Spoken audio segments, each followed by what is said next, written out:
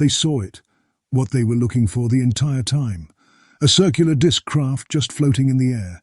Then they saw another, and another, and another. As more showed up, they immediately radioed Admiral Byrd, screaming on the other end, "Admiral, we got contact, we got contact. Great large ships all over the sky, we need backup, we need backup." Then the radio went silent.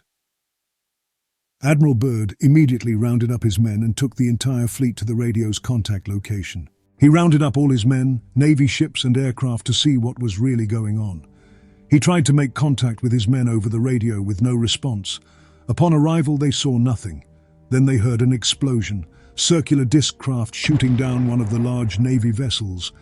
Then, more circular disc arrived and immediately started firing on their aircrafts. There was no evidence they could find where these ships came from. One of his men said, "Admiral, there is no point of entry location. They are coming out of nowhere." Admiral Byrd and his men immediately changed their tactics to offensive engagement and immediately started firing back, targeting and even hitting some of these mysterious craft, falling to the sea like their airships.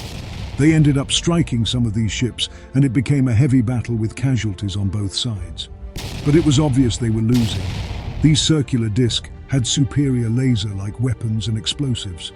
They could travel at Mach speeds unheard of according to modern-day physics. Their shields and defense systems were far superior than the Admiral and his fleet. As the battle waged on, it took a dark turn. As the Admiral was ready for retreat, one of his men yelled and pointed up. All of a sudden, several more circular craft appeared out of thin air. They immediately started firing, hitting every ship and Navy boat and destroying it with one shot. The great Admiral screamed, pull out," retreating his small remaining forces immediately as they were outnumbered and outgunned. The large remaining circular craft stopped firing, but stood there still in one place, not moving in the sky, watching them retreat, with the feeling of arrogance that this was their land, their territory. One of Admiral Byrd's men asked him while dazed and confused, "What the hell was that?" The Admiral took his binoculars to take one last close-up look at these ships and saw something that changed his life.